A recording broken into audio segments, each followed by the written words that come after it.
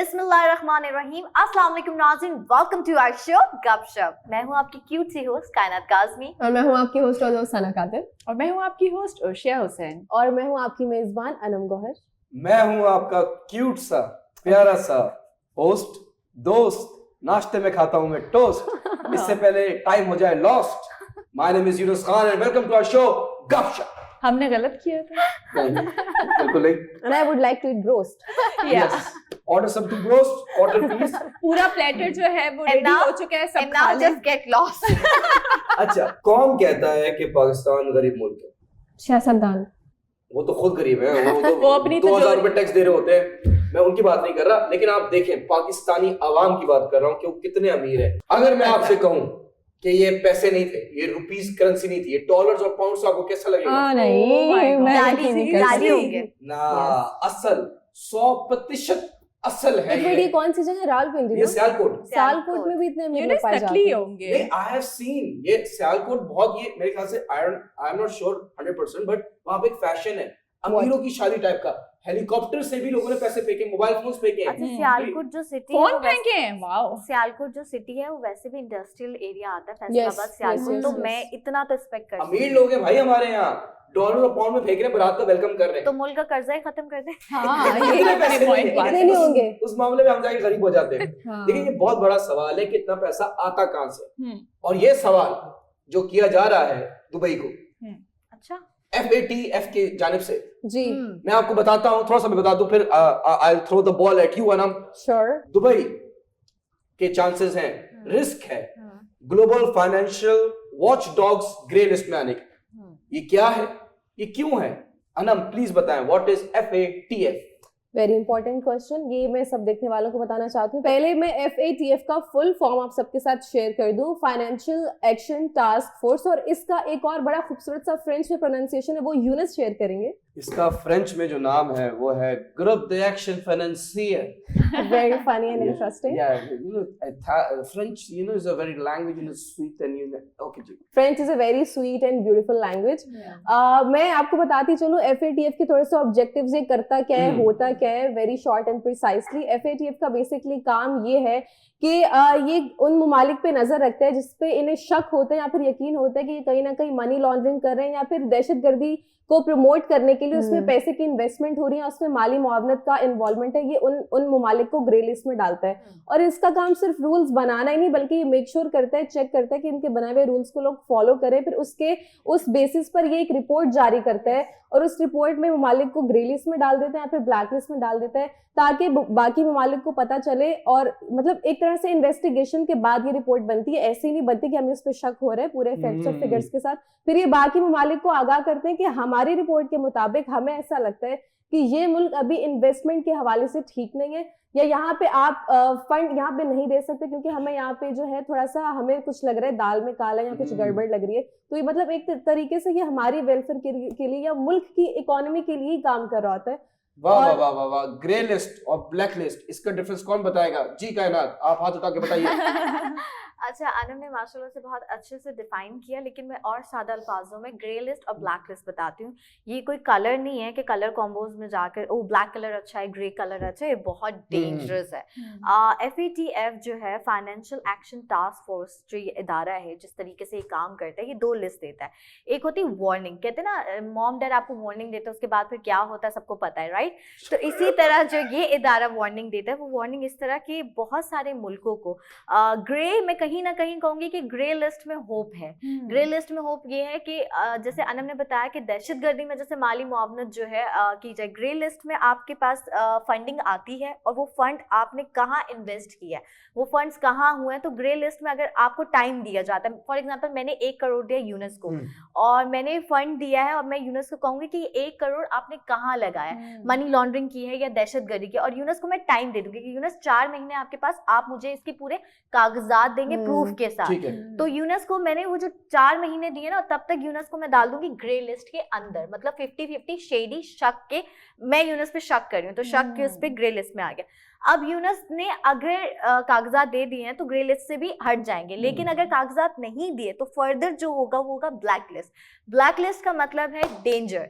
Danger जो है कि यूनस को मैं डाल दूंगी उस लिस्ट में, और उसके बाद फंडिंग हो या IMF हो या वर्ल्ड बैंक हो, बहुत सारी चीजें इनके मुल्क से पीछे हो जाएंगी, पीछे हट जाएंगी। तो ये ग्रे लिस्ट और ब्लैक लिस्ट है, लेकिन इसके एडवांटेजेस और डिसएडवांटेजेस जो हैं सना बताएंगे। देखिए टीचर यहाँ पे मौजूद है, देखें 10 out of 10 वेरी गुड कायनात। Wow. नेक्स्ट क्वेश्चन, एडवांटेजेस और डिसएडवांटेजेस क्या है सना? अच्छा यूनुस, आपने कहा कि मुत्तहदा अरब अमारात जो है वो अब ग्रे लिस्ट में शामिल होने के खतरात बहुत ज्यादा जी, जाहिर जी। हो रहे हैं उसके ना। देखिए ये बहुत बड़ा एक तो ग्रे लिस्ट जैसे कि कायनात और अनम ने बड़ा ही जो है वो एक जैसे कहते हैं ना वाज़ेह तौर पे बताया कि क्या क्या नुकसानात हो सकते हैं। मैं आपको बताऊं कि पाकिस्तान सबसे पहले कि पाकिस्तान ग्रे लिस्ट में शामिल है और हम बहुत टाइम से कोशिश कर रहे हैं कि हम उस ग्रे लिस्ट से बाहर आ सके।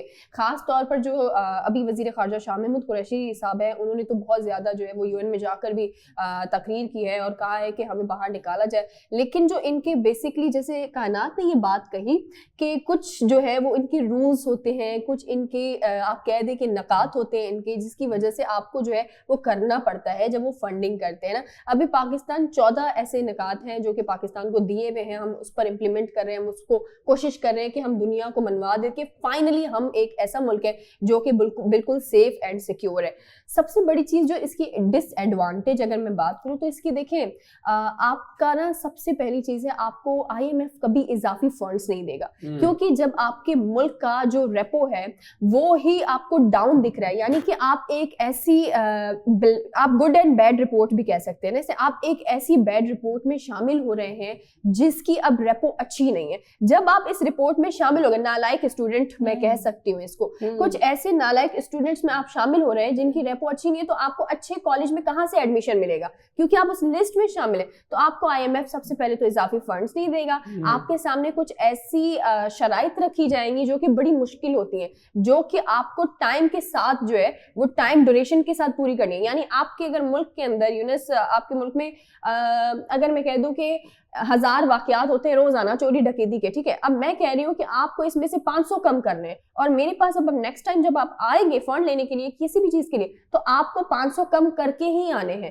तो ये इतनी जो है वो इनकी जो शराइत होती है वो मुश्किल होती है। एंड दूसरा जो सबसे बड़ा अगर मैं कहूँ नुकसान है वो है कि आपको पता है कि टूरिज्म जो होता है वो हमारा पूरा मुल्क एक बड़ा अगर कहे तरक्की के लिए सबसे बड़ी वही होती है, तरक्की के लिए बेसिक आपकी जरूरत है कि हमारे मुल्क के अंदर जो सयाह होते हैं वो आए और जो है वो टूरिज्म बहाल हो बेसिकली, तो आपका वो रुक जाता है, क्योंकि आपकी कंट्री अगर सेफ एंड सिक्योर ही नहीं है तो वहां पर टूरिस्ट जो होते हैं वो कभी नहीं आएंगे, वो कहेंगे हम क्यों ऐसी कंट्री में जाए जो कि ऑलरेडी ग्रे लिस्ट में है। तो ऐसा तो कोई अच्छा इंपैक्ट नहीं पड़ रहा, क्योंकि जो टूरिस्ट है वही आपकी कंट्री में नहीं आएंगे, तो आपकी जो इकोनॉमी है वो तो और ज्यादा बिल्कुल डाउन होती जा रही है। वेरी गुड सना, बैठ जाएं आप। 11 out of 10 वेरी नाइस। जी उर्शिया, आपसे सवाल किया जाता है टीचर की जानिब से, जी जी FATF इजाद कब हुई, इसका हैप्पी बर्थडे कब है? जी यूनुस, मैं इस बात का जरूर जवाब दूंगी, अपना दिल थाम लें और आप लोग भी प्लीज अपना दिल थाम लें। और हमारे पास एक छोटा सा ब्रेक है, मिलते हैं छोटे से ब्रेक के बाद।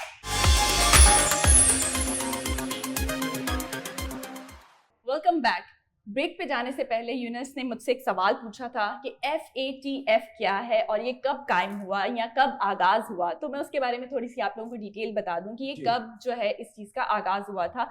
1989 में जो है इनका आगाज हुआ था, और ये UN का एक ग्रुप है और जिसका नाम है G7 ग्रुप, और ये इसमें वो वाली कंट्रीज आती हैं जो कि बहुत ज्यादा रिच हैं या बहुत ज्यादा इकोनॉमी जिनकी बहुत ज्यादा पावरफुल है। तो मैं उस कंट्रीज के मैं आपको नाम बता देती हूँ, क्योंकि मेरे को एंकर्स ने काफी अच्छे से डिटेल में बता दिया, तो सिर्फ ये छोटा सा रह गया तो मैंने कहा ये भी मैं चीज जो है वो आप लोगों को बता दूं। जी जी बिल्कुल।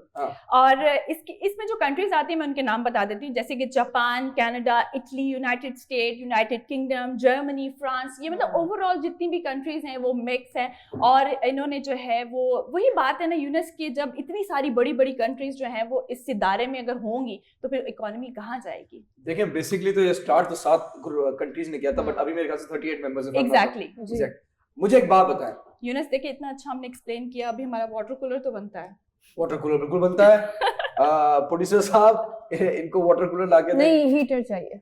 ओह यस, सर्दियों के लिए हीटर। आप अपनी लिस्ट दे दें, मैं आगे प्रोड्यूसर साहब को कॉल कर दूंगा। अच्छा, मैं आपसे एक सवाल पूछ रहा था कि देखिए कौन से मुल्क में मनी लॉन्ड्रिंग नहीं होती, ये क्योंकि वेल्दिएस्ट कंट्रीज हैं, वेल्दिएस्ट इकोनॉमीज हैं, दैट इज किसी भी बोलेंगे कि आप ग्रे लिस्ट में, आप ब्लैक लिस्ट में, एक चीज है, यूनाइटेड नेशन मेरी नजर में it's not doing anything for the benefit of this country. ये जो 7-8 कंट्रीज हैं जो बेसिकली मेन है, उनके जो पॉजिटिव है, जो उनके फायदे में चीजें होती हैं वो करते हैं, जो नहीं होती वो नहीं करते।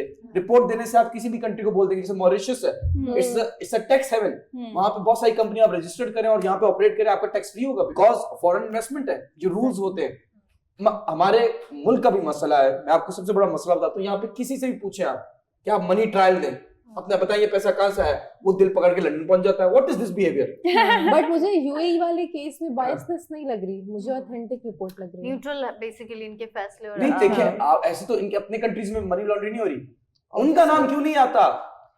यूनस, जिसकी लाठी उसकी भैंस, अगर भैंस की जगह बकरी हो तो फिर उसकी लाठी। अगर लाठी ना हो तो कुछ नहीं होता, लकड़ियाँ ही नहीं है। खैर आते हैं यूनस आपके सवाल पर। आपने कहा कि ये जो कंट्रीज है किस तरह से डिसाइड कर रही है कि भाई कौन गुड है और कौन बैड है, कौन नालायक है और कौन बहुत अच्छा है। तो मैं आपको चीज बताऊं कि देखिए ये जो 7 आपने बताया 7 कंट्रीज का ना, ये तो 7 कंट्रीज हैं। देखिए 1989 के बाद से जब ये मरहला चलता रहा ना, तो आगाज तो उन्होंने किया था, लेकिन इसके बाद बहुत सारी दीगर कंट्रीज इसमें ज्वाइन होती रही। अब उनका क्या है कि वो आपकी कंट्री को देखते हैं, आपके पूरे साल को देखते हैं कि आपकी कंट्री में हो क्या रहा है, आपके मुल्क में कितने धमाके हुए हैं, आपके दहशतगर्दी के वाकयात किस हद तक बड़े हैं, और आपकी जो इकोनॉमी है वो किस तरह से स्ट्रांग है या नहीं है। अब ये कंट्रीज देखती हैं। जैसे कि मैंने आपको बताया था उस दिन, जैसे सहाफियों वाला हमारा एक हुआ था, जिसमें मैंने ये कहा था कि जो ये पेपर्स होते हैं, जो कोई भी सहाफी बताते हैं, वो भी ऐसा ही होता है कि पूरी दुनिया के जो है वो लोग इकट्ठा होते हैं, उसके बाद वो किसी भी मुल्क के हवाले से रिपोर्ट्स तैयार करते हैं। तो ये भी इसी तरह से काम कर रहे हैं। पाकिस्तान का मैं एक चीज सिर्फ बताऊं कि पाकिस्तान ग्रे लिस्ट में क्यों है। पाकिस्तान अभी तक ग्रे लिस्ट में इसलिए है क्योंकि सबसे बड़ी डंडी जो मार रहा है वो इंडिया है, वो पाकिस्तान को ग्रे लिस्ट से निकलने नहीं दे रहा। जब तक इसका कुछ नहीं होगा तब तक हमारा पाकिस्तान जो है वो ग्रे लिस्ट में ही रहेगा। As far as I know, ये इंडिया का नाम भी आ चुका था ग्रे लिस्ट में। मुझे पता है जो 38 मेंबर्स हैं, जो कंट्रीज इनके साथ ज्वाइन किया है, इनके नाम नहीं आते, कभी आते हैं ना, कभी ग्रे लिस्ट में, कभी ब्लैक लिस्ट में, कभी वैसे आ जाते हैं। एग्जैक्टली। ओवरऑल देखे जाए, मैं कह रहा हूँ कि who gave them the power to decide कि UAE is not is blacklisted? Because they are rich country, that's what they That is decide. the reason मैं कह रहा हूँ ना, फंडिंग करते हैं ना वो लोग। रिपोर्ट्स अच्छी है, मैं ये नहीं कह रहा कि बायस नहीं होगी, ये बहुत ऑथेंटिक रिपोर्ट्स होगी, बट उनके अपने कंट्री से भी तो देखें, अपने गिरबान में तो झांके। अमेरिका का तो यही मसला है कि ये अमेरिका हो गया, यूके हो गया, मैं इनके बारे में बहुत गलत बात बोलता हूँ अक्सर शो में। मैंने बहुत ही इनके बारे में, इनके खिलाफ बात की है। मुझे किसी चीज का डर नहीं, मुझे सिर्फ एक चीज का डर है कि मेरा वीजा रिजेक्ट ना कर दे कभी आगे जाके। It is a long debate Yunus, लेकिन अभी फिलहाल हमने सिर्फ देखने वालों को आगाही दी कि अगर आप करंटली यूएई में इन्वेस्ट करना चाह रहे हैं तो फिलहाल उसकी जो रिपोर्ट है उसके मुताबिक this is not the right time. और साथ ही साथ हमने इसको और ज्यादा मजीद आप लोगों को बताने के लिए जो है डिस्क्राइब भी किया है कि क्या साइड इफेक्ट है। फायदे तो इसमें नहीं है क्योंकि ग्रे लिस्ट में है, ब्लैक लिस्ट में है, आप खतरे की घंटी आपके ऊपर है। बट एनीवेज, आज कौन सबसे पहले न्यूज जो है शेयर करेगा इसके अलावा? शुक्र है हमें दिन का आगाज किसी अच्छी न्यूज से करना चाहिए, और जिसके पास सबसे इंटरेस्टिंग और सबसे पॉजिटिव कोई न्यूज है। मेरे पास गुड न्यूज है जी सर, आज मेरे पास गुड न्यूज है, क्योंकि हमारी पाकिस्तान से नहीं, आप पहले वो गुड न्यूज वाला निकाले जो आप निकाल रहे थे अपना। नहीं, मैं ये सोच रहा था कि मैं अपनी न्यूज देखूं, लेकिन मेरे पास सिर्फ बैड न्यूज ये है कि शेयर जो है वो लंदन से भी निकल नहीं रहा। तो ये बैड न्यूज है। गुड न्यूज होगी तो वो आएगा इधर। जी सना, आप बताएं। ये तो है, लेकिन खैर नहीं निकल नहीं रहा तो अच्छी न्यूज है ना। नहीं, इधर सजा होनी चाहिए जी। न्यूज बैठ के ओमिक्रॉन बना रहे हो गुड न्यूज पर आते हैं, और गुड न्यूज जो है वो मेरे पास आज एक गुड न्यूज है, और वो गुड न्यूज जो है जितनी भी हमारी खवातीन हमें देख रही हैं सेट पर जो मौजूद है उनके लिए भी ये गुड न्यूज़ ही है। देखिए ये एक ऐसा टॉपिक है जो कि बड़ा ही, मैं कहूँगी, हमारे एक माशरे की तल्ख हकीकत में कह सकती हूँ, एक तल्ख हकीकत है जिससे तमाम तर जितनी भी फीमेल हैं गुजरती ज़रूर है। एक भी ऐसी, मैं कहूँगी, लड़की या खातून नहीं है जो इस चीज़ से गुजरे ना। कभी आपकी लाइफ के अंदर ज़रूर एक ऐसा मरहला आता है जब आपको इस चीज़ से गुजरना पड़ता है। वो आपके ऊपर होता है कि आप उस चीज़ को किस तरह से हैंडल कर रहे हैं और किस तरह से आप घबरा कर सिचुएशन से भाग जाते जाते हैं वो आपके ऊपर होता है। लेकिन अब जो है वो सेनेट के अंदर बाकायदा से जो है वो एक कानून पास किया गया है, और वो कानून जो है वो ये है कि ख़ास तौर पर जो वो ख़वातीन जो कि काम करती हैं, बाहर काम करती हैं, ऑफिस में काम करती है, वहाँ बहुत सारी ऐसी ख़वातीन होती हैं जिनको जो है वो आप कह सकते हैं कि जिनसी हरासगी का जो है वो सामना करना पड़ता है। ऐसे बहुत सारे लोग होते हैं जो हरेस्ट करते हैं उन्हें बहुत ज़्यादा। जब ये जिनसी हरासगी का उनको जो है वो सामना करना पड़ता है तो उसमें कुछ ऐसी भी जो लड़कियां होती हैं, मैं उनके लिए कहूँगी कि वो जो होती हैं बड़ी जल्दी घबरा जाती हैं और वो FIR दर्ज नहीं करवा रही होती, बल्कि वो उस इदारे को छोड़कर उस जगह से चली जाती है। ये बहुत गलत होता है। जब आप उस जगह से चले जाते हो तो आपने एक ऐसे बंदे के खिलाफ FIR दर्ज ही नहीं कराई जो कि आपको पता है कि आपके बाद भी, आपसे पहले भी लड़कियों के साथ करता है और आपके बाद भी लड़कियों के साथ करता रहेगा। तो बेहतर ये है कि उस बंदे के खिलाफ जो है वो आप FIR दर्ज करवाएं और उसे छोड़े ना। अब न्यूज़ क्या है? न्यूज़ जी ये है कि जो खास तौर पर चले जिन्होंने जो पुलिस में भी चली FIR भी दर्ज करवाई। अब एक बहुत बड़ी, मैंने कहा तल्ख हकीकत, वो तल्ख हकीकत ये है कि आपको बर वक्त इंसाफ नहीं मिल पाता। आप सिर्फ और सिर्फ जो है वो बार बार जाते हैं, जो स्टेशन होते हैं आप वहाँ के पुलिस स्टेशन, वहाँ के चक्कर लगाते रहते हैं कि क्या हुआ क्या नहीं हुआ है, आज मजीद क्या कार्रवाई होगी। तो आप उस ऑफिस के अंदर रह नहीं सकते क्योंकि अब तो मैंने दुश्मनी ले ली है। अब जैसे कि मैं आपको इसकी आसान सी मिसाल भी दे देती हूँ। यूनुस मेरा बॉस है और वो मुझे तंग कर रहा था। अब मैंने यूनुस के खिलाफ जो है वो मैंने थाने में FIR तो दर्ज करवा ली, लेकिन अब तो ये मेरा जानी दुश्मन बन गया ना, अब तो ये मुझे इस ऑफिस में नहीं रहने देगा। अब जो क्या करना है, अब वो जो इदारा यानी कि जो थाना है अगर वो बर वक्त कार्रवाई नहीं करेगा तो मैं टेंशन में आ जाऊंगी, क्योंकि ये भी मुझे यहाँ से ब्लैकमेल कर रहा है। मेरे अंदर पहले ही मेरे इतना कुछ आपको पता है जो एग्जैक्टली आप मेरे साथ ना रास्ते का रोड़ा बनने की कोशिश कर रहे होंगे कि मैं मजीद और कोई काम ना कर सकूं। तो ये जो गुड न्यूज ये है कि अब जो ये इंसाफ का अमल है वो बड़ा तेजी से होगा, यानी कि अब 90 दिन के अंदर जो है वो आपको इंसाफ मिल जाएगा। फर्दर आपको जो है वो बार बार जाने की जरूरत नहीं है। तो ये बहुत अच्छी न्यूज है। मैं चाहूंगी कि आप भी जो है वो इस न्यूज पर अपना इनपुट जरूर दीजिएगा। लेकिन यहाँ पर जो है वो वक्त हुआ है एक छोटे से ब्रेक का। आप हमारे साथ रहे।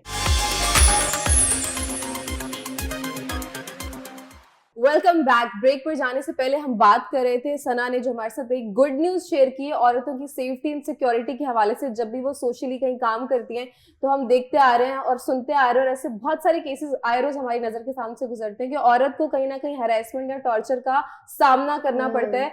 और लेकिन उसमें सबसे अच्छी चीज जो अभी इन्होंने ये इनिशिएटिव लिया है, मुझे बहुत personally I really like and appreciate that, क्योंकि औरतों को पहले तो कुछ भी नहीं हो रहा था।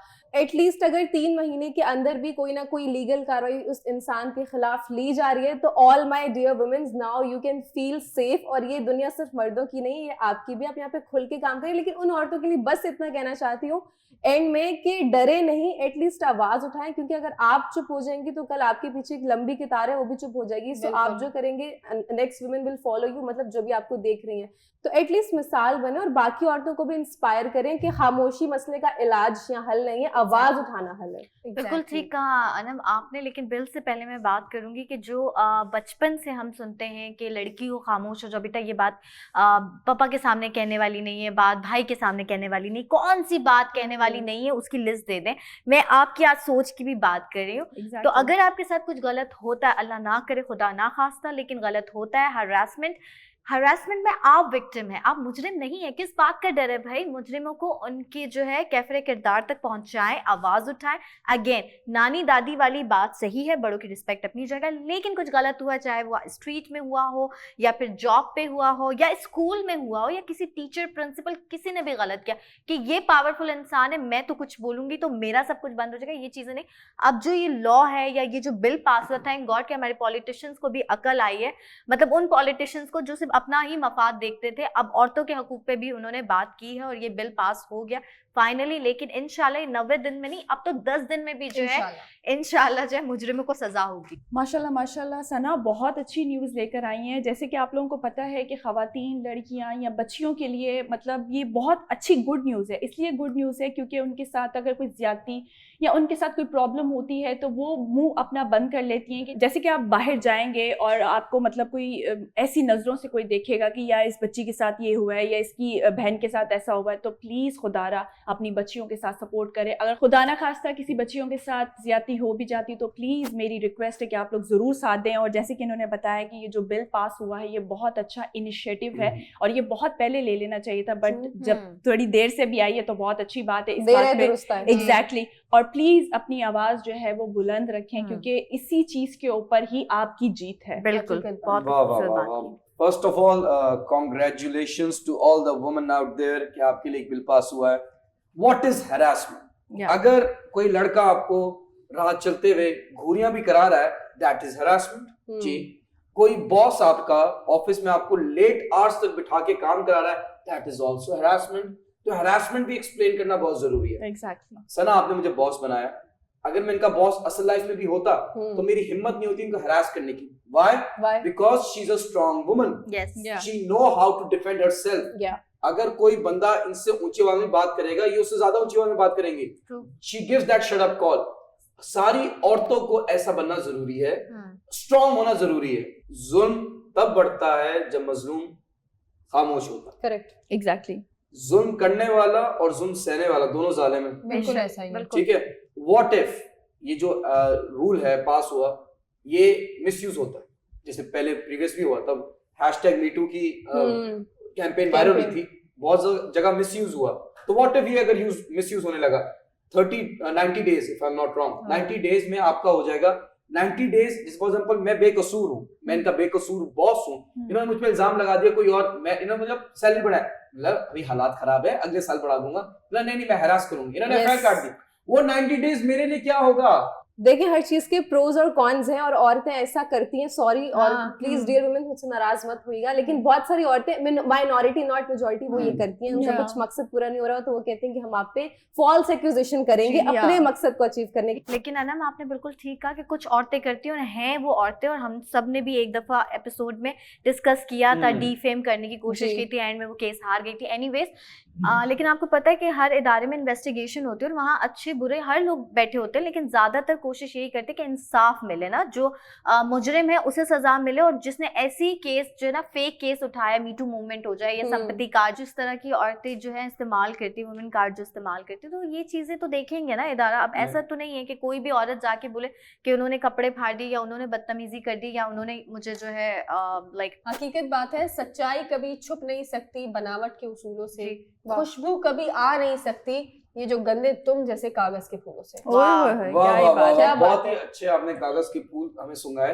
लेकिन मैं आपको एक बात बता दूं, देखिए अभी recently I don't remember exactly कितने टाइम पहले, कराची यूनिवर्सिटी के एक प्रोफेसर था जिसपे हैरास किया था और उन्होंने सुसाइड कमिट कर ली और बाद में प्रूव हुआ कि he was innocent. So who is going to protect men side, who is going to protect men from such women? मैं आपको थोड़ा सा और बता दूं कि अगर इस लॉ को फर्दर एक्सप्लेन कर दिया जाए ना, वो ज्यादा बेटर है, इसमें थोड़ी सी अमेंडमेंट्स होनी चाहिए। व्हाट आई से, until unless आपके पास प्रूफ नहीं है, you can't accuse anyone.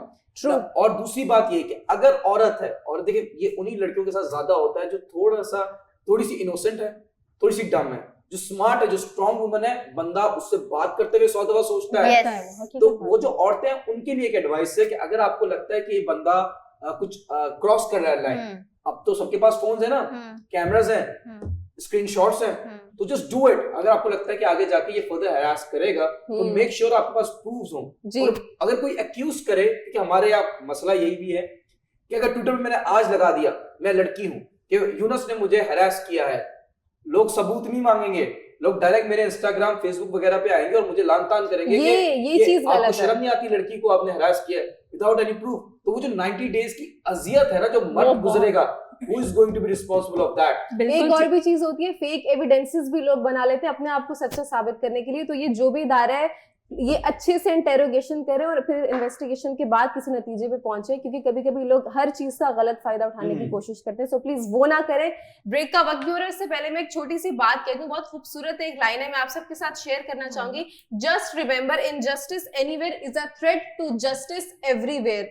And इसके साथ ही एक और बात है, for to be free is not merely to cast off one's chain but to live in way that respects and enhances the freedom of others. मतलब कि कहीं भी अगर नाइंसाफी हो रही है तो वो एक बहुत बड़ा थ्रेट साबित हो सकता है जहां पे इंसाफ हो रहा है उसके लिए। और इसके साथ जो दूसरी लाइन थी उसका मतलब आपको बता दूं कि आजाद होने का मतलब महज ये नहीं कि आप सिर्फ अपनी जंजीरें हटा दें, बल्कि उसके साथ साथ आपको दूसरे की आजादी का एहतराम भी करना है, इस तरीके से रहना और इंसाफ का ख्याल रखना है। वाह वाह वाह, इसी बात पे एक शेर अर्ज किया है। इरशाद। अभी तक पांव से चिमटी है जंजीरें गुलामी की, क्या बात है। अभी तक पांव से चिमटी है जंजीरें गुलामी की, दिन आ जाता है आजादी का, आजादी नहीं आती। क्या क्या बहुत खूबसूरत बात मिलते हैं है। एक शायराना ब्रेक के बाद। Welcome back. आज मैं जिस टॉपिक पे बात करना चाहूँगी वो बहुत ही ज़्यादा सेंसिटिव है। सेंसिटिव क्यों है? क्योंकि इस टॉपिक पे कोई बात नहीं करना चाहता, बट मैं आज बात करना चाहूँगी।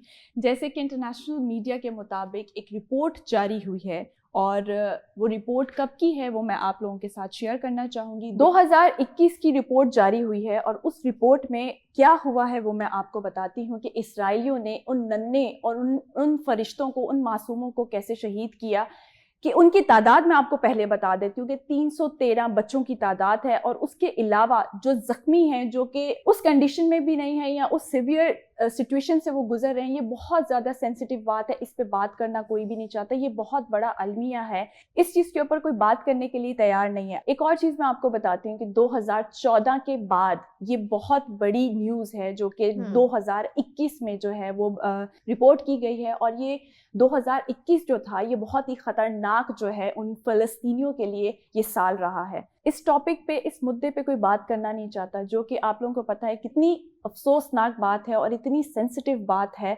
और ये इतनी इंसानियत की बात है कि जब आप बात करते हैं किसी इंसानियत के, जैसे कि हम अपने प्रोग्राम में भी बात करते हैं कि एक इंसान का कत्ल यानी कि पूरी इंसानियत का कत्ल। जी, तो वर्षा आपने कहा तो बिल्कुल ठीक है, लेकिन हमारे ही शो में, गपशप के ही शो में बार बार जो है हमने इजराइल के इस जुल्म के खिलाफ जो है आवाज़ उठाई। ये भी प्रोटेस्ट का तरीका होता है, हम प्रोटेस्ट ही कर रहे हैं कि आप गलत का साथ, अक्सर हम कहते हैं कि अगर आप चुप हैं तो आप भी मुजरिम हैं।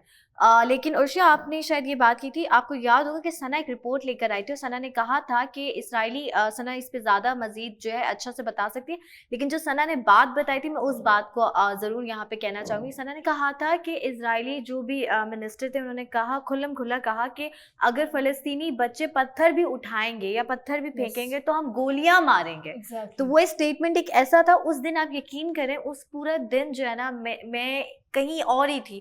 मतलब कोई अगर मजाक वाली बात भी हो रही थी तो मैं बार बार ये चीज सोच रही थी कि अब आप छोड़ दें कि कौन सा मुल्क सही है, किसने किसकी जमीन पे कब्जा किया। अब आप देखें कि इंसानियत से गिर गए हैं और तमाम मुल्क चुप हैं क्योंकि इजराइल कहीं ना कहीं एक पावरफुल कंट्री है। बिल्कुल ऐसा ही है। और मुझे सबसे बड़ी चीज़ ये लगती है, देखें ये बहुत बड़ा अलमिया है, बहुत बड़ा अलमिया है कि आप बच्चों पर तशद्दुद कर रहे हैं, आप बच्चों की जानें ले रहे हैं। जंग उनसे करें जो जंग के खिलाफ जवाब भी दे सके। बच्चों पर क्या मिलेगा? बच्चों की बात जब हम 16 दिसंबर के दिन बात करें तो तब भी हमने यही बात की कि बच्चों पर कभी हमला नहीं होना चाहिए, बच्चों को टारगेट नहीं करना चाहिए। आप कश्मीर में देखें, जो मकबूजा कश्मीर है, वहाँ पर क्या करते हैं, आप आए दिन वहाँ पर जो है वो बमबारी हो रही होती है, आए दिन वहाँ पर फायरिंग हो रही होती है। ये बच्चियों को टारगेट किया जाता है, औरतों को टारगेट किया जाता है। आप उनसे मुकाबला करें ना, जो आपको मुंह तोड़ जवाब देने के लिए खड़े हैं। खैर, आप उनसे मुकाबला क्यों करेंगे? क्योंकि उनसे तो आपने भेटी खानी है। Absolutely right. वो कहते हैं ना कि हर शेर पर एक सवा शेर होता है, तो इसराइलियंस के लिए तो द ग्रेट इसराइलियंस ही काफी हैं, वो ही इनको जवाब देंगे और वो ही इनकी टक्कर पे पूरे आ सकते हैं, क्योंकि ये भी उन्हीं के ग्रुप से। लेकिन इनमें एक, अब ग्रेट इसराइलियंस और इसराइलियंस में फर्क क्या है कि एक इसराइलियंस इस वक्त बहुत स्ट्रांग है। द ग्रेट इसराइलियंस दावा करते हैं कि मैं आपसे भी स्ट्रांग बनूंगा, जो आप कर रहे हो दुनिया पे हुक्मरानी या रूल, में आपको उसमें बीट करूंगा। ये वही कौम बनी इसराइल की जिसके लिए मनो सलवा उतारा गया था। दे वर सो काइंड टू गॉड एक जमाने में, लेकिन इनकी कुछ हरकतों की वजह से उनसे सारी चीजें छीन ली गई थी। तो इनके अंदर वो जो टसल है ना, वो आज तक जा नहीं रही है, और ये अपने आप को ये प्रूव करना चाहते हैं कि हमारे, क्या कहना चाहिए कि फितरत के अंदर और हमारे अंदर जो एक रूलिंग, क्या कहना चाहिए, अथॉरिटी डाल दी गई है, तो हम उसको, हम दुनिया को रूल करें। ठीक है, आप कर रहे हैं, इसमें कोई दो राहें नहीं है, लेकिन मैं बता रही हूँ कि बहुत ही जल्द अनकरीब आप पे रूल करने के लिए आप ही के अंदर से निकले हुए लोग हैं, द ग्रेट इस्राएलियंस, वो आप लोगों को मुंह तोड़ जवाब देंगे। So wait and watch for that. बिल्कुल ठीक कहा अनम आपने। मैं यहाँ पे एक चीज थोड़ी सी ऐड करना चाहूंगी। अनम ने आपको इतना अच्छा समझाया कि जैसे हम मुस्लिम्स में या दूसरे फिरका जो भी दूसरे रिलीजन है उसमें फिरका वारियत होती है। कुछ लोग होते हैं वो कहते हैं पीस पे बात करो, टेबल टॉक करो, टेबल। कुछ होते हैं कि नहीं एक्सट्रीमिस्ट ये है तो सर काट दो, कलम कर दो, आप इशारतन बात समझ गए। इसी तरह इजराइल के अंदर भी बहुत सारे लोग हैं जो इसराइली हैं, जो इसराइलीज हैं और वो एक डिफरेंट उसको फॉलो करते हैं, रिबीज हैं और डिफरेंट इस तरह से। जो फलस्तीन में हो रहा है बच्चों औरतों के साथ, ये जुल्म है, इस जुल्म को बंद करो। और जो इसराइल पूरी दुनिया में जो एजेंडा फैलाया हुआ दहशतगर्दी का, खुद दहशतगर्दी करता है और एंड में खुद ही कहता है कि मैं मजलूम, मैं मजलूम, मैं मजलूम, तो वो इस चीज से डिनाई करते हैं। और इसीलिए ये लोग उनके भी अगेंस्ट है और उनको भी खत्म करें। आप बहुत सारी वीडियोस इंटरनेट पे देख भी सकते हैं। कायनात, ब्रेक का टाइम हो गया है, तो इस टॉपिक में मजीद बात करेंगे एक छोटे से ब्रेक के बाद। Welcome back. ब्रेक से पहले हम बात कर रहे थे कि इजराइल ने जुल्म किया एक बार फिर से और 313 बच्चों को, फ़लस्तीनी बच्चों को शहीद किया। मैं माज़रत चाहता हूँ ऑडियंस से, बिकॉज आज थोड़ा सा गला ख़राब है मेरा, बिकॉज तब कराची में बारिश होती है तो बारिश पानी तो आता है लेकिन साथ साथ थोड़ी सी बीमारी भी लाता है। बट यकीनन आपने टेस्ट करवा लिया। टेस्ट क्लियर है और अल्लाह का शुक्र है मेरा नेगेटिव है। बस आई जस्ट वांट टू से रिगार्डिंग द टॉपिक कि मान के कुछ स्टेजेस हैं जी। अगर कोई जुल्म करता है किसी पे तो पहले आप हाथ से रोकें उसको जुल्म होने से, ये आपका सबसे टॉप स्टेज है ईमान का। उसके बाद अगर आप हाथ से नहीं रोक सकते तो आप मुंह से रोकें कि मत करो। अगर आप ये भी नहीं कर सकते तो आप दिल में उसको बुरा बोल दें कि ये गलत हो रहा है। वॉर के कुछ रूल्स होते हैं, बैटल के कुछ रूल्स होते हैं। जो मोस्ट प्रोमिनेंट रूल है वो है कि औरत और बच्चे, उनके साथ कुछ नहीं होना चाहिए during the war, after the war, before the war. अगर ये जंग हो रही है, एक तरह से एक सिविल वॉर ही है इजराइल और फलस्तीन की, तो अगर इसमें लड़ाई हो रही है तो they are breaking the most fundamental law of a war. Where is united nation? United nation कहाँ है? ह्यूमन राइट्स की बात करते हैं अफगानिस्तान। जी घोड़े बेच के सो रहे हैं और मैं दुआ करता हूँ कि वो जो घोड़े इन्होंने बेचे हैं वो घोड़े वापस आए और इनके मुंह पे ऐसे लाते मारे, मजा आ जाए। घोड़े बेच के सो रहे हैं? नहीं, घोड़े गोरों को फिर लाते मारे। That what I am trying to say. हम लोग उम्मीद लगा सकते हैं लेकिन आई डोंट थिंक सो कि ये कभी रियलिटी में होगा कि वो लोग जागेंगे, वो काम करेंगे, बिकॉज उनकी क्लियर है इस मुल्क का फायदा करना है, इस मुल्क का फायदा हमें बर्दाश्त नहीं है। सोल्यूशन की बात की आपने, कहा बहुत अच्छी बात की कि ये अपने जो बराबर के उनसे मुकाबला नहीं करते वरना फेंटी पड़ जाएगी। I am being very honest, क्या हम इस काबिल हैं कि हम उनसे मुकाबला कर सकते हैं? आप गन्स तो उठा सकते हैं, आप वॉर तो कर सकते हैं, बट बीइंग वेरी ऑनेस्ट अगर हम रियलिटी चेक दें सबको, हम हैं ही नहीं prepared. They are far ahead. Solution, I am going to give you a solution. ये क्या हो सकता है? देखें, कुछ जंगे आप जीतते हैं वेपन से, कुछ जंग होती है जो आप जीतते हैं कलम से, कुछ जंग होती है वो आप जीतते हैं दिमाग से। अगर हमें कंपीट करना है, if we ever want to beat Israel in future, तो हमें उन लेवल पे जाना पड़ेगा, उस लेवल पे जाना पड़ेगा। वो कैसे? वो आप अपने बिजनेसेस बढ़ें, अपना आपको रिच करें, अपनी कंट्री को रिच करें, अपनी नेशन को रिच करें। जब आपकी नेशन रिच होगी, अमीर होगी, तो पूरी दुनिया में आपकी बात सुनी जाएगी। हम लोग कहते हैं कि अब एक ही रास्ता है, आप जंग उठाएं, बंदूक उठाएं और जंग पे चले जाएं। अच्छी बात है, आप जाएं, I don't mind that, but आप उनको उनकी गेम में बीट करें ना। Why are they ruling us?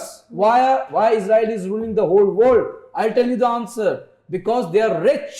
बहुत सारे जो न्यूज चैनल है इंटरनेशनल, वो उनके हैं, बड़े बड़े बिजनेसेस उनके हैं। वो एक कोल्ड ड्रिंक है, उसका नाम भी है, लोग इसका अपनी तरफ से निकालते हैं, मतलब pay each penny, save Israel. If you're smart enough, you'll get what I'm trying to say here. तो you're paying them. आप कितना पिया जाता है यहाँ पे? ऐसी बहुत सारी चीजें हैं जो इजरायली फंडेड है। देखिए, कंपनीज इजराइल में अगर रजिस्टर्ड है, हेड ऑफिस का वहां पे, आप उसका प्रोडक्ट खरीद रहे हैं, कहीं से भी खरीद रहे हैं, कहीं से घूम के, मार्केट जापान से आ रहा है घूम के, लेकिन आप खरीद रहे हैं ना। बहुत सारे लोगों को पता भी तो नहीं है ना। तो आप पैसे दे रहे हैं ना उनको, आप पैसे दे रहे हैं, आप उनको पैसे, उनको रिच करते जा रहे हैं। आपने उनको उनकी गेम में बीट करना है। And the only thing is it's either technology, either business और एक्सपोर्ट्स। जी यूनुस, आपने बिल्कुल ठीक कहा। दिमाग होना चाहिए, ईमान होना चाहिए, जज्बा ईमानी बहुत ज़रूरी है और टेक्नोलॉजी भी ज़रूरी है। इंशाल्लाह हम हर चीज़ में बीट करेंगे, चाहे कलम हो, चाहे न्यूक्लियर पावर हो, हर चीज़ में। लेकिन मैं आज आप लोगों को एक चीज़ बताना चाहती हूँ कि अल्हम्दुलिल्लाह मैं पाकिस्तानी हूँ और मैं ये चीज़ भी कहूँगी, अक्सर मजाक मस्ती में लोग कहते हैं कि अगर कभी जंग हो जाए तो दूसरे मुल्क का जो है वीज़ा भी आपके पास बहुत ज़रूरी है, आप फ़ौरन से जो है भाग सकते हैं। तो आज मुझे फ़ख्र एक चीज़ पर कि ये चीज़ बहुत सारी जो मैं न्यूज़ लेकर आई हूँ जो कुछ दिन पहले हुआ है, इस न्यूज़ के बाद जो है ऐसे पाकिस्तानी उनके अंदर जज्बा ईमानी और जाग जाएंगे।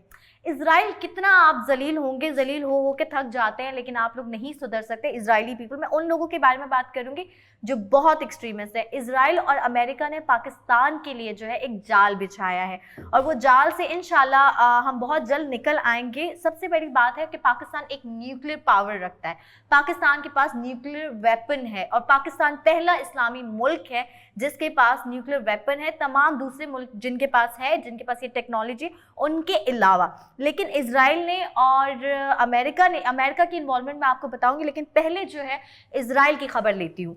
इजरायली खबर है और इजरायली जेरूशलम पोस्ट है। मैं बहुत सारे ऐसे चैनल्स हैं जो इजरायली चैनल्स हैं जिनको फॉलो करती हूँ फॉर न्यूज़, फॉर रिसर्चिंग कि क्या देखें। आप अपने दुश्मन पे भी नजर रखें और आप दूसरे मुल्क की इन्फॉर्मेशन भी अपने पास रखें कि दुनिया में हो क्या रहा है। जेरूशलम, अब मैं कुछ न्यूज़पेपर अखबारात के बारे में बताऊंगी और साथ ही साथ आपको वेबसाइट लिंक्स भी बताऊंगी ताकि आपको ये पता चले कि ये खबर कितनी ऑथेंटिक है, क्योंकि ये खबर बहुत बड़ी है और मुझे पता है ये लोगों को हजम नहीं होने वाली, खास तौर पे उन लोगों के लिए कि जो लोग कहते हैं, अभी भी कहते हैं कि इजराइल से दोस्ती की जाए, पाकिस्तान क्यों नहीं करता दोस्ती।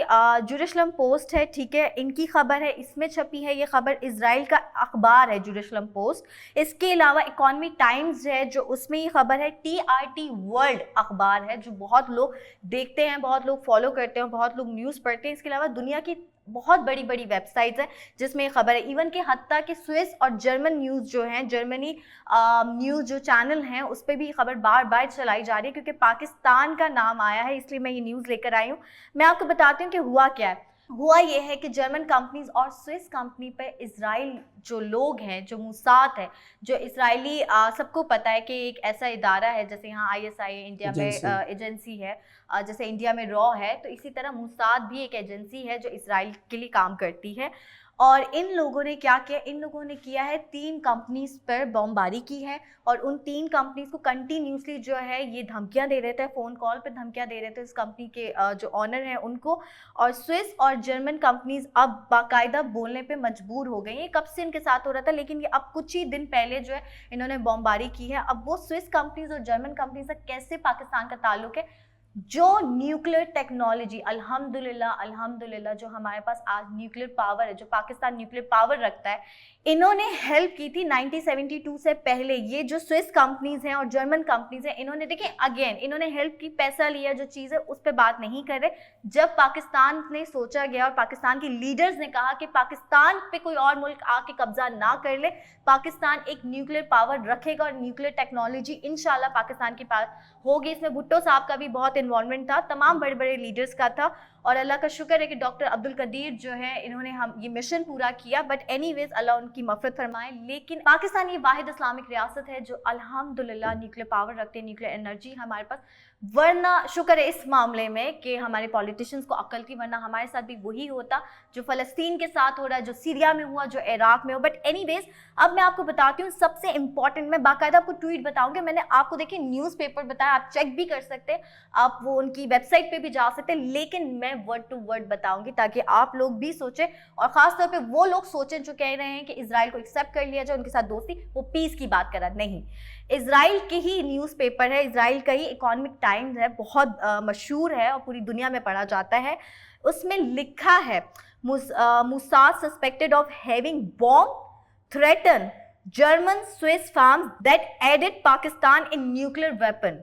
तो ये वेपन जो है ये 5 जनवरी की खबर है, 5 जनवरी 2022 की खबर है कि ये न्यूज़ एक ऐसी है कि उन्होंने बाकायदा बताया है कि, और इजराइल ने भी, आपको पता है जेरूशलम पोस्ट में भी उन्होंने प्राउडली कहा है ये बात कि इजराइल मुसाद ने जो है बॉम्ब किया है जर्मन और स्विस कंपनीज में, क्योंकि वो पाकिस्तान को हेल्प कर रहा था न्यूक्लियर पावर में।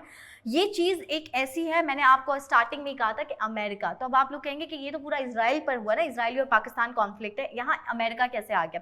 अमेरिकी जो महकमा खारजा के फॉरेन जो मिनिस्टर हैं, उन्होंने 2021 की रिपोर्ट जारी की थी और उसमें पाकिस्तान के एटमी बम में जिन जिन कंपनीज ने हेल्प की थी उनके तमाम नाम थे, उन कंपनीज के तमाम नाम थे और ये अमेरिका ने रिपोर्ट जो है इजराइल को दिया और इजराइल को 2021 के अंदर रिपोर्ट किया, और आप देखें 2022 में उन्होंने क्या किया, उन्होंने बमबारी की, क्योंकि पाकिस्तान से हमें पता है कि आप लोगों को बहुत डर है, बहुत खौफ है, और इंशाल्लाह हम आपको इसी तरह डराते रहेंगे क्योंकि हम आपको मजलूमों का खून नहीं बहाने दे सकते। बट एनीवेज, इसमें बहुत सारे लोगों की डिफरेंट राय है।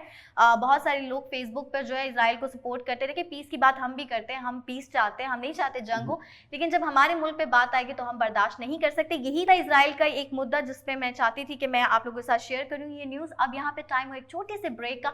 मैं नहीं चाहती कि मैं इजराइल से आप लोगों को और डराऊं, क्योंकि इजरायली हमसे ऑलरेडी डरे हुए हैं। तो हमारे पास एक सेफ फ्री न्यूक्लियर ब्रेक लेते हैं, और इसके बाद हम आएंगे और गपशप में जो है एक ऑडियो नोट भी सुनेंगे, और आप देखेंगे कि आप लोगों ने हमारे लिए क्या भेजा। तो कहीं मत जाएगा, लेते हैं एक छोटा सा ब्रेक।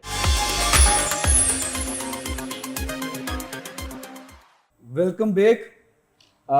अगर आप इस शो का हिस्सा बनना चाहते हैं, इस शो में अपने मजे मजे वॉइस नोट हमें सुनाना चाहते हैं, तो कॉन्टैक्ट नंबर है, आप प्लीज इस पे अपना वॉइस नोट भेजें।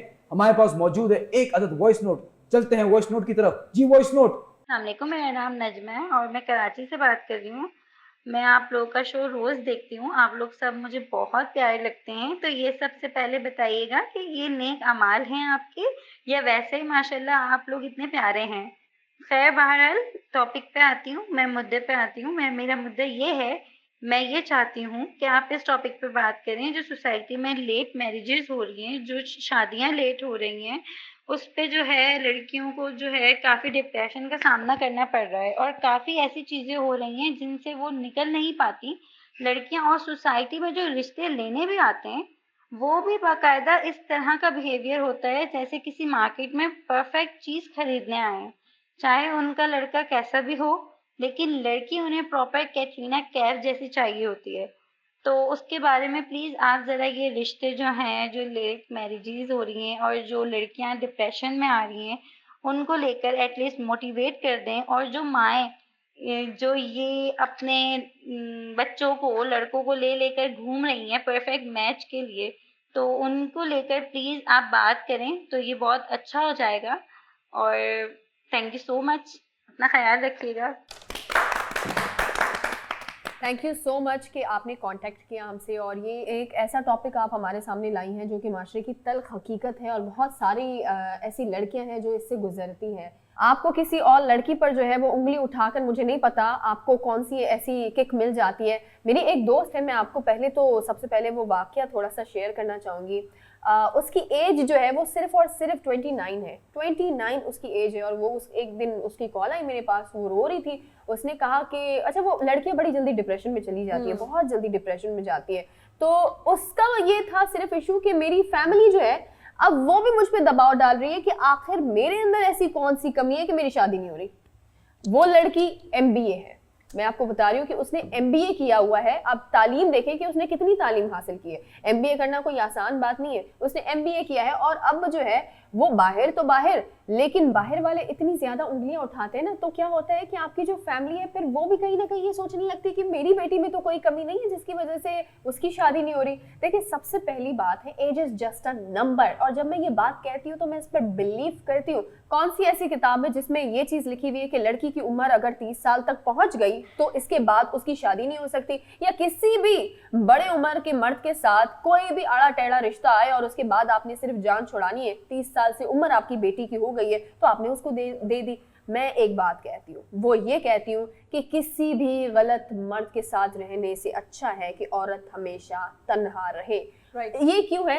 ये इसलिए है कि आप देखें कि आपके अंदर कोई कमी नहीं है। माना कि शादी इस्लाम में भी जायज़ है और आपको चाहिए, लेकिन ये आप हमेशा यकीन रखें कि आप में कुछ कमी नहीं है। एक सच्चा इंसान होगा, वो आपको 50 साल की उम्र में भी एक्सेप्ट करेगा, और अगर वो नहीं होगा तो वो 18 साल की जो लड़की होती है ना, वो उसको भी एक्सेप्ट नहीं करेगा। ये चीज आप माने, अपने ऊपर कॉन्फिडेंस रखे भाई। सना बिल्कुल ठीक कह रही हैं। ये सारा जो मुद्दा है, जो क्या कहते हैं कि नज़ला जो पूरा गिरता है, ये पूरी फैमिली पे गिरता है, क्योंकि जो बच्चियाँ घर में होती हैं उनको एक्सेप्ट नहीं किया जाता। अगर एज बढ़ भी गई है या मोटापा भी है या व्हाटएवर कुछ भी है, वो घर वाले ही डिप्रेशन देना शुरू कर देते हैं। बाहर वाले तो देते ही हैं, बट घर वालों से ही चीज़ें स्टार्ट हो जाती हैं कि बच्चियों की एज निकल रही है, इनकी शादी कहीं पर भी करते हैं। जैसे कि आपने बताया भी कि एज वाले मर्दों के साथ भी शादी की जाती है, चाहे वो अच्छा सलूक कर रहा है नहीं कर रहा, तो वो सब सबसे बड़ा डिप्रेशन होता है। और इतना ही नहीं, फेस पे जब पिंपल्स या फेस खराब हो जाता है तो तब भी रिजेक्शन जो है वो फेस पे चिपका दी जाती है। Great, this is such an underrated topic. मैं इसलिए इसको अंडररेटेड बोल रही हूँ क्योंकि बहुत सारे लोग इस पे बात करते हैं और बार बार करते हैं, लेकिन मसला ये है कि हमारी जो सोसाइटी के कुछ अहम मसले हैं उनमें से ये this is one of the basic and important मसला जिसपे मैं ये नहीं कहूँगी कि सिर्फ बात करते हैं लोग, कहीं ना कहीं लोग इस पे अमल भी करते हैं। और एक बात बताऊँ, हम टीवी पर बैठ के मैं आप सबको ये बोल रही हूँ कि हम आपको मशवरा दे सकते हैं, लेकिन अमल करने वाली आपकी जात है और ये आप किस तरीके से उस मसले को टैकल करते हैं ये भी आप पे डिपेंड करते हैं। हम 5 लोग हैं, 5 अपने अपने सजेशंस या अपनी अपनी राय जो भी हमें जैसे लगता है या हम अपने एक्सपीरियंसेस जैसे लाइफ में हम कोप अप करते हैं वो आपके साथ शेयर करते हैं कि शायद कहीं ना कहीं आपको हेल्प आउट कर सके। अब ये जो टॉपिक था, आपने जो ये बात की कि लड़कियों को रिजेक्शन फेस करना पड़ जाता है, तो मैं आपको एक बात बता दूं, जब हम शोरूम जाते हैं गाड़ी लेने के लिए तो हमें जो सबसे प्यारी वाली गाड़ी अच्छी हमें अट्रैक्ट कर रही होती है, हम कहते हैं भाई हमें ये दिखा दे। सेम गोज फॉर कपड़ा जूता जो भी हम खरीदारी करते हैं। तो जब रिश्ता देखने के लिए जाते हैं ना, तो लड़की को ऐसा फील आता है कि मैं एक प्रोडक्ट हूँ। अच्छा, अनटिल अनलेस आप अपना मुंह ना खोलें, आपकी शक्ल प्यारी है ना, वो लड़का भी आपसे अट्रैक्ट होगा और वो जो उसकी माँ होगी जो भी है। तो सेम गोस फॉर गाड़ी कितना माइलेज दे रही है, क्या इंजन है, क्या टाइमिंग है, कुछ भी नहीं पता, लेकिन इस मतलब अट्रैक्ट हो जाए। योर फेस इज समथिंग जो बंदे को अट्रैक्ट करता है। अच्छा, अब मैं आपको एक बात बताऊं, अगर आप लड़कियां go and get your self educate, में बता रही हूँ आपकी शक्ल कैसी है, आप अच्छा पैसा कमा रहे हैं, आप यकीन जाने लड़कों की लाइन लगी होगी आपके पीछे। Nobody will come to see your face, your figure, your body, your intellectual level, कुछ भी नहीं मैटर करते अगर आपकी जेब भारी है। तो ये तो उनके लिए। अब यहाँ पे बहुत सारे ऐसा भी तबके जो पढ़ाई अफोर्ड नहीं कर सकते, या सबके अपने अपने क्राइसिस होते हैं फैमिली में, कुछ को शौक भी नहीं होते हैं, कुछ हर तरह की क्लास है ना। देखिए हमारे मुल्क में मिडिल, नॉर्मल, अमीर। तो मैं ये कहना चाह रही हूँ कि अगर आप लोगों को लगता है कि कोई आपके लिए रिश्ता आ रहा है और किसी भी एक्सपेक्टेड रीजन की वजह से आप रिजेक्ट हो जाते हैं, तो इसका हल क्या है? हल ये नहीं है कि आप कोने में पड़ जाए, आप रोने लग जाए, आप लोगों से शिकायत करने लग जाए, डिप्रेशन में चली जाए, अल्लाह से शिकायतें करने लग जाए कि अल्लाह मैं ही क्यों। तो हमारे इस्लाम में मायूसी को कुफ्र क्यों कहा गया? क्योंकि आप अल्लाह के उससे मायूस हो रहे हो, आपको अल्लाह पे ट्रस्ट नहीं है, उसके सिस्टम पे, उस पे फेथ नहीं है। अरे अगर आपसे कोई चीज जा रही है ना, तो ट्रस्ट मी वो इसलिए जा रही है क्योंकि वो आपके हक में बेहतर नहीं है, आपको उससे अच्छी चीज मिलेगी। और अगर आपको कोई इंसान समझ में आ रहा है और मान ले वो आपको रिजेक्ट कर देता है किसी भी रीजन की वजह से, तो वो आपके हक में बेहतर नहीं है। अगर आपने अपने दिमाग में ये सोच डाली ना कि ये मेरे हक में अच्छा नहीं था, इसलिए अल्लाह ने इसे मुझसे दूर कर दिया, तो आप द वेरी नेक्स्ट मोमेंट आप बोलेंगे मुझसे ज्यादा स्ट्रॉन्ग और पावरफुल लड़की इस पूरी दुनिया में कोई नहीं हो सकती। तो आपने वो क्या करना है, अपने अंदर का फेथ जो है ना वो अचीव करना है, अपने अंदर के बिलीफ को बना के रखें। और अपने सोच, मैं बता रही हूँ इस दुनिया की सबसे ताकतवर चीज क्या है? Your brain. Your brain handles you. अपने दिमाग को आप कंट्रोल करें, दिमाग आपको ना कंट्रोल करे। वाह वाह वाह, क्या बात की आपने, माशाल्लाह। आपने कहा शो पीस नहीं है औरत, ठीक है, तो मर्द भी पैसा कमाने वाली मशीन नहीं है, ठीक है। एब्सोल्युटली। आपने कहा कि age is just a number. Unfortunately in our society age is just a number for men only, not for women. Rejection की बात हो रही है, तो अगर तो आपको कोई बीमारी नहीं है, मैं खवातीन की बात कर रहा हूँ, कि अगर आपको कोई बीमारी नहीं है, आप मोटी होती जा रही हैं, तो you are living an unhealthy lifestyle. कुछ लड़के हैं जिनको हेल्दी लड़कियां पसंद हैं, हाँ। जरूरी नहीं है कि लड़कों को पतली लड़कियां पसंद हैं। जो लड़की की फैमिली होती है, स्पेशली हर मदर, हमें पतली, सूखी, गोरी, चिट्टी डॉक्टर लड़की चाहिए, मेजॉरिटी केसेस में ही होता है। तो एक जो औरत का तो वो तैयार होती है और डॉक्टर क्यों चाहिए? पेशेंट के लिए लेकर जाना चाह रहे हैं, बेटा पेशेंट होता है ना हाँ, उनका। तो औरत जो है तब तैयार होती है, सामने तैयार होकर आती है, और जब उसको रिजेक्शन फेस करनी पड़ती है, वो बहुत एक मोमेंट जो होता है बहुत सेंसिटिव होता है। अगर फॉर एग्जाम्पल हम स्विच कर दें, मर्दों को इस पोजीशन में ले आए, मर्दों की जो मैन ईगो है वही खत्म हो जाएगी कि मुझे रिजेक्ट कैसे किया, और फिर वो केसेस होते हैं तेजाब फेंकने वाले, जैसे केसेस होते हैं, जो कि बहुत बुरा है। लेट मैरिजेस, पहले एक चीज आप दिमाग में बिठा लें, बात मेरा तो फेथ है, हम सबका फेथ है कि जो जोड़े हैं वो आसमान पे बनते हैं। पकड़े हिल पार्क में जाते हैं अलग बात है, लेकिन जो जोड़े हैं, आपकी शादी लिखी हुई नसीब है, आप छोड़ दें। जिस चीज के पीछे आप भागेंगे वो आपसे दूर भागेगी, इट्स अ फैक्ट। आप काबिल बने, जैसे आपने कहा कि आप खुद एजुकेशन हासिल करें, अमीर हो तो खुद ब खुद चीजें आपके सामने आती रहती हैं। अमीर का मतलब ये नहीं है कि सिर्फ पैसा हो, आप यहां से भी अमीर हो सकते हैं, पर्सनैलिटी से भी अमीर हो सकते हैं। और बहुत मसला ये भी होता है मैरिजेस का, लेट का। फॉर एग्जाम्पल कायनात इज 35 years old, अभी तो मेगा से स्वीट 16 की हैं जी, लेकिन तब इनके रिश्ते आ रहे थे व्हेन शी वाज 22, 24, 25, तो ये रिजेक्ट कर रही थी। मेजॉरिटी लेट मैरिजेस जो लड़कियों की शादी नहीं हो रही बड़ी एज में, वो ये रीजन था जो अच्छे लड़के मिलते हैं, फॉर एग्जांपल अच्छे लड़के जो होते हैं उनको तो फ्रेंड जोन कर देती हैं, ब्रो जोन कर देती हैं, जो कि गलत है। और लड़की के वालिदैन की भी जिम्मेदारी है, वो देखते हैं कि भाई बच्चा कमाता कितना है, लड़का कमाता कितना है, भाई आप शादी करें ना अर्ली एज में, नसीब उसका खुलेगा, कमाएगा। औरत नसीब लेकर जाती है शादी के बाद, अगर जो शौहर है वो अमीर हुआ तो औरत के नसीब से, और अगर वो गरीब हुआ तो वो भी औरत के नसीब से। On a lighter note I want to end my opinion कि अगर आप बड़ी उम्र खातून के साथ शादी करते हैं तो आप उन खुश नसीब मर्दों में से होंगे जिनकी सास नहीं होती। एनीवेज यहाँ पर सबने बात की है और सबने बहुत अच्छे से बताया आप लोगों को, करना वही है आपने जो आपका दिल चाहेगा, आपके वालिदैन ने वही करना है। लेकिन मैं ये कहूँगी कि शादी बहुत ज़रूरी है क्योंकि ये सुन्नत नबी सल्लल्लाहु अलैहि वसल्लम है और निकाह बहुत ज़रूरी है, सारी चीज़ें। बट अगेन मैं उन माओं से कहूँगी कि जो एक टाइम पे ख़ुद भी आपने वही डिप्रेशन फेस किया था कि जब आपके घर लड़के वाले आए थे रिश्ता देखने, ठीक है, आप अपने बच्चों को इस तरह से परवरिश करें कि वो अपने लिए अच्छी बीवी तो तलाश करे लेकिन अपने बच्चों के लिए अच्छी माँ तलाश करे, क्योंकि एक औरत ही परवरिश करती है आपकी पुश्तों की, ठीक है, आपकी नस्लों की। अगर एक औरत जो है पढ़ी लिखी होगी, एजुकेटेड होगी, ओपिनियन रखती होगी, तो बहुत सारी चीज़ें, आपकी जो नस्लें हैं वो बहुत अच्छी निकलेंगी। और दूसरी बात, लड़की जो है ना वो कोई भी शॉप पे पड़ी हुई चीज़ नहीं है कि ये वाली नहीं ये वाली दिखाना, ये वाली नहीं यही वाली दिखाना। तो आपकी भी बेटियाँ होंगी, इस चीज़ पे गौर करें। ये दुनिया मुकफ़ात अमल है, अगर आप किसकी दिल आज़ारी करेंगे, अल्लाह 70 माओं से ज़्यादा प्यार करता है, सबका बिलीव है। लेकिन अगर आपने किसी भी इंसान का दिल दुखाया तो रब भी आपको तब माफ़ करेगा जब वो इंसान माफ़ करेगा। तो आपके घर में भी जो है बेटियां हैं और कारमा बहुत ख़तरनाक चीज़ है। अगर आप किसी के साथ गलत करेंगे तो खुदा न खास्ता आपकी बेटियों के साथ भी गलत हो सकता है, शादीशुदा बेटियों के साथ। बट ये दुआ है कि ऐसा ना हो, तो इसलिए अकल और हिदायत से आप लोग जो है ज़िंदगी गुजारें। अब यहाँ पे टाइम हुआ एक छोटे से ब्रेक का। ब्रेक के बाद जो है हमारे पास गपशप में एक डिफरेंट सी न्यूज़ है, इंटरेस्टिंग सी न्यूज़ है और इंशाल्लाह अनम जो है वो न्यूज़ शेयर करेंगी। लेकिन अभी आप कहीं मत जाइएगा, अभी बहुत कुछ बाकी है।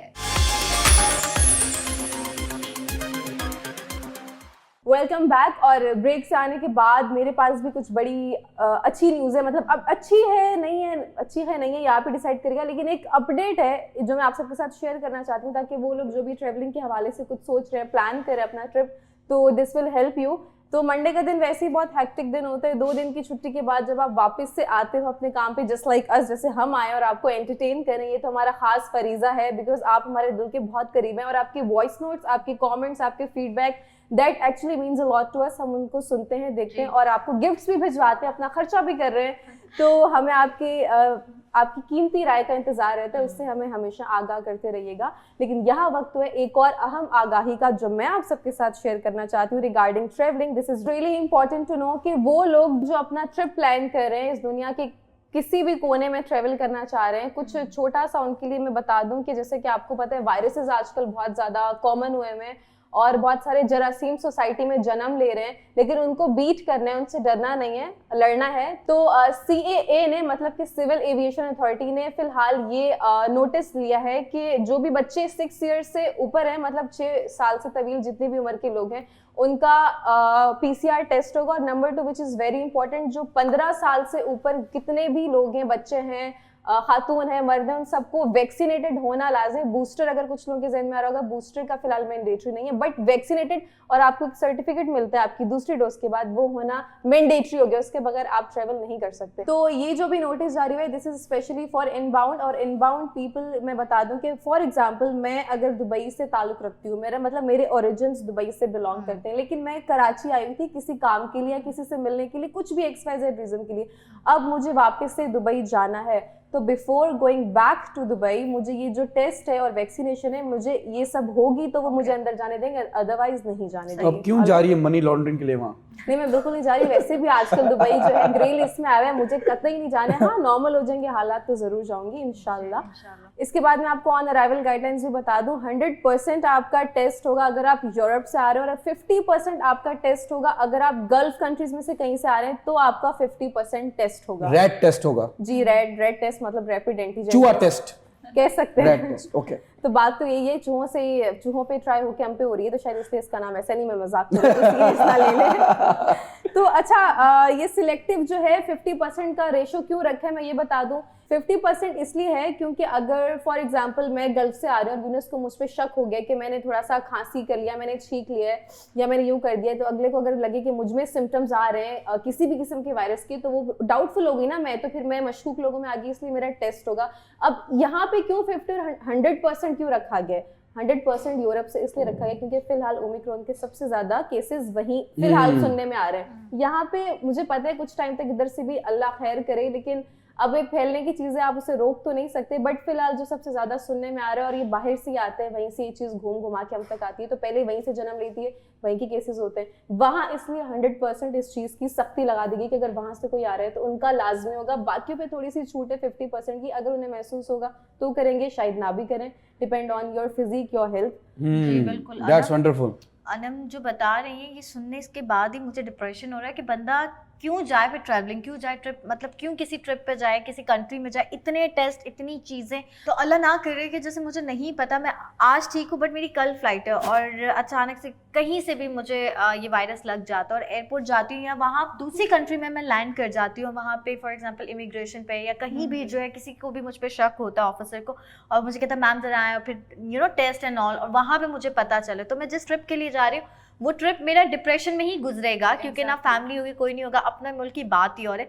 लेकिन ट्रैवलिंग में मुझे लगता है कि ट्रैवलिंग बैन भी नहीं कर सकते यूनिस, इतनी इकोनॉमी जो है ठप हो जाती है हर कंट्री की। एक sorry to cut you here, लेकिन इसमें एक चीज ये भी है ना कि अगर आपको काम ही कोई बिजनेस मीटिंग है 2 दिन की, और अगर खुदा ना खास्ता कोई चीज निकल आती है तो आपको क्वारंटीन होना पड़ेगा। एग्जैक्टली अनम, आप बिल्कुल ठीक कह रहे हैं। तो मैं यही चीज कह रही हूँ कि अभी जो है अर्शिया सना, मतलब जो ट्रैवलिंग है वो बैन भी नहीं कर सकते, रोक भी नहीं सकते, क्योंकि इकोनॉमी भी ठप हो रही है हर कंट्री की। एग्जैक्टली बिल्कुल ठीक कह रहे हैं कायनात। पहले की अगर 2 साल पहले की बात की जाए तो कोविड नहीं था तो बहुत सुकून था। आई मीन आपको कहीं भी जाना है, कहीं भी ट्रैवलिंग करनी, इजीली आपने अपना वीज़ा लगवाया, टिकट्स ली और फॉरनली आप ट्रैवलिंग कर लेते। बट अब की बात की जाए तो इतने प्रोसेस से गुजरने के बाद जो है वो आपको ट्रैवलिंग मिलती है फाइनली, फिर उसके बाद भी आपको इतनी सारी चीज़ों को जो है वो फेस करना पड़ता है। वही बात है कि आप जब ट्रैवलिंग करते रहते हैं तो डिप्रेशन भी होता है और स्ट्रेस भी रहता है। बिल्कुल ऐसा ही है। और मैं यहाँ पर ये पॉइंट कहूँगी कि देखिए बहुत सारे ऐसे स्मार्ट लोग हैं जो ये समझते हैं कि अगर हम वैक्सीनेशन ना करवाएं और अपना जाली जो है वो हम किसी भी जगह से पैसे देकर थोड़े से जो है